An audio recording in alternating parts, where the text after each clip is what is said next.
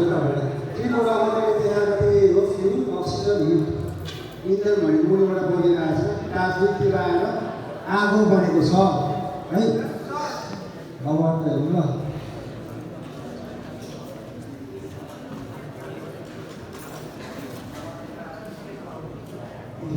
Fire एक्सटिङ्ग्विसर भन्ने है हामीले अघि मैले देखाएको थिएँ तपाईँहरूले सिलिन्डर कहाँ छ लेबर भनेको काम हुन्छ होज भनेको के हो नोजल भनेको के हो इरिसर ट्याप भनेको के हो सुरक्षा पिन भनेको के हो सबै यही हुन्छ यो गाडी तपाईँहरूले सबैतिर त अहिले छैन होला है अब अफिसहरूतिर प्रायः डेट सकेकै हुन्छ म प्रायः हेर्छु यसको हाम्रो यो नेपालमा जहाँ पनि डेट अलिक एक्टिभ भएको छैन यो चाहिँ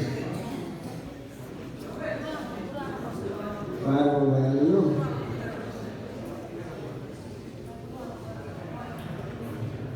यो चाहिँ पार्टीले निभाउने जस्तो हामी समूह मान्छे होइन कुनै पनि कार्यक्रम प्रोग्राम हेर्न हामीले अब यस्तो आगो लागिहाल्यो भने नजिक नदी किनारा नदीहरू छेउछाउ भए हामीले बाल्टीको प्रयोगबाट पनि हामीले आगो यसरी बनाउन सक्छौँ बाल्टीको प्रयोग जस्तो हामी लाइन लाग्छौँ सिधा लाइन लाग्छौँ एउटाबाट एउटा बाल्टीबाट अर्को बाल्टी हामी जस्तो एकजनाबाट अर्कोजना गर्दै जुन नदी किनारा जुन पानीको क्षेत्र छ त्योबाट हामीले यसरी टाँकी बनाएर लाइन बाई लाइन बसेर यसरी आगो पनि निभाउन सक्छौँ यो चाहिँ बाल्टी एउटा चाहियो अनि हामी लाइनमा बसेर यसरी यो एकले अर्कोलाई गर्दै बाल्टीले पानी आगो निभाउन सक्छौँ यो विधि चाहिँ एकदम राम्रो हो तपाईँहरू जुनै ठाउँमा पनि हुन्छ यो छोटो मिठो सानातिनो आगो लाग्यो भने यसले पनि तपाईँहरू नियन्त्रण गर्न सक्नुहुन्छ यसरी पनि नियन्त्रण गर्न सक्नुहुन्छ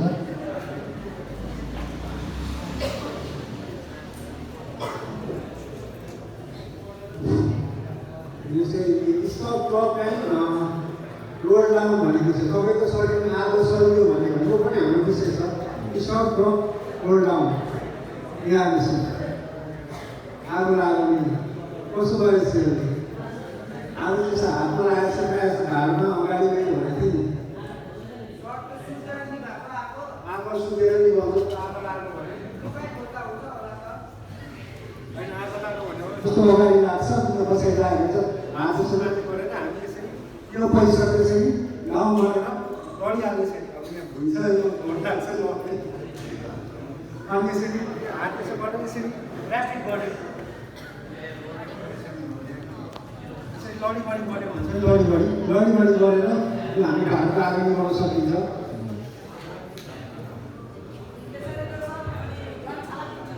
होइन त्यसरी यो चाहिँ अलिकति आगो लाग्दाखेरि कमी आउनुपर्छ आगो फुटेर आएपछि त सकिँदैन मान्छे होइन माथिबाट यो उपाय गर्न सकिन्छ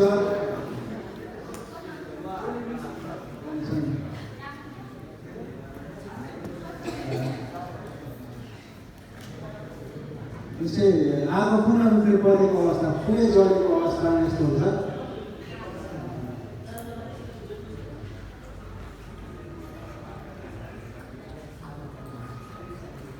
अलिकति हामीले चाहिँ जाने भनेको ग्यासकै विषयमा कुरा गर्छु सिलिन्डरै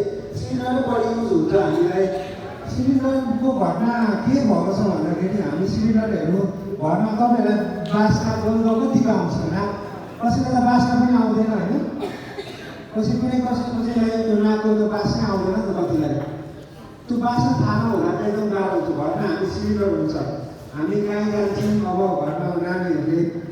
अब कोही बुवा आमाले सिलिन्डर बाल्नुहुन्छ त्यो सिलिन्डर बालेपछि अब कुनै बेला निभाउन बिर्सिनुहुन्छ होइन अब ध्यान बोकेर आउँछ हामी कहीँ हिँड्नु छ हतार छ हामीलाई हतार बजारै जानु छ अब हतार हामी ग्यास सिलिन्डर मारिदिनु कहिले त अब हामी अब घरमा परिवार छ भने त थाहै छ अब मिलाइहाल्नुहुन्छ परिवार पनि छैन भने अब आउँछ त्यो बन्द कोठामा सिलिन्डर बल्यो भने कति गाह्रो हुन्छ त्यो बास्ना सुनेर त ग्यास गएको छ है भन्ने थाहा हुन्छ बासै नआएपछि त त्यो कसरी थाहा पाउनु अनि के भयो यही घटनामा त्यो काठमाडौँमा अस्ति सुन्नुभएको होला एउटा फ्यामिलीमा ग्यास सिलिन्डर विस्फोट भएको कुरा सुन्नुभएको तपाईँले काठमाडौँमा एउटा परिवारै सबै ग्यास सिलिन्डर ब्लास्ट भएर त्यो केसमा चाहिँ त्यही भएको घरमा कोही हुँदैन रहेछ अनि अब फ्यामिलीमा बजार गरेर आउनुभएको होला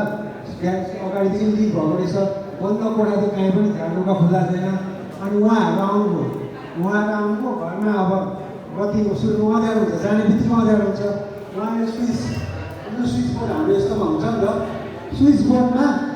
यसरी ट्याक्क स्विच बत्ती बाल्नु पऱ्यो भनेर बाल्नु भयो। यसरी ट्याक्क बत्ती बाल्नु, जुन त्यो स्मेल आइरहेको थियो, ग्यासको स्मेल आयो, त्यो ग्यासको स्मेललाई जुन हाम्रो यो स्विचको स्पार्क हुन्छ, बिजुली स्पार्क हुन्छ हाम्रो हालले सानो झिल्काले चाहिँ सानो झिल्काले पनि त्यसको स्मेललाई टच भएर त्यो ब्लास्ट हुन्छ। एकदम ख्याल गर्नुपर्ने। तपाईँहरू पनि चुल्हामा जानु भने सुरुमा आफूले झ्याल ढोकाएर सबै खोल्ने हो। जहाँ जानुहुन्छ किचनमा जानुहुन्छ तपाईँहरू भने झ्याल ढोकासँग सुरुमा खोल्ने हो। त्यस पछाडि मात्रै बाँच्नु सुत्नु थाहा भइहाल्छ। थाहा